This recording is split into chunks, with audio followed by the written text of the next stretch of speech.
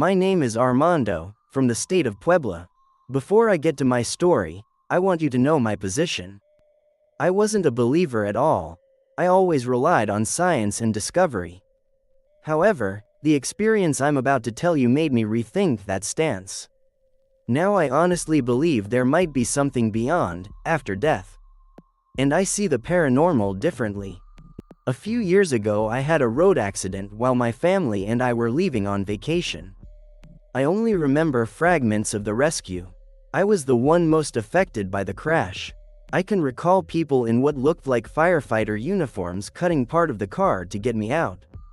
I remember being on the stretcher as they loaded me into the ambulance. Then, when I was lucid again, I noticed I was in a shared hospital room. I had a huge scar on my lung and was connected to a ventilator. Oddly enough, I can say I felt fine despite how dramatic that sounds. But I realized I wasn't alone. I had a roommate, an elderly man with very gray hair. He wasn't very talkative, but he stared at me from his bed. That made me very uncomfortable. I can even say I was a little scared. He stayed that way for a long time. Then suddenly he became talkative, which calmed me somewhat. The old man introduced himself as Don Joaquín and asked me if I knew why I was there. That was a strange question coming from a roommate. Normally someone asks, "What happened to you?" But this old man spent his time consoling me. He told me I'd pull through, not to worry, and that it wasn't my time yet.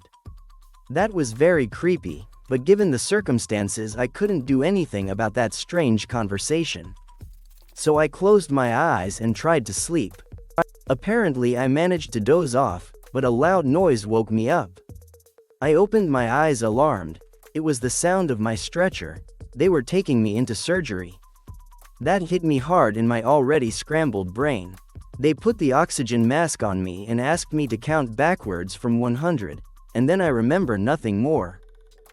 When I woke up I was back in the same hospital bed. As soon as the nurses arrived I asked them about Don Joaquín, and they stared at me and asked how I knew him. I told them I had talked to him the day before my surgery.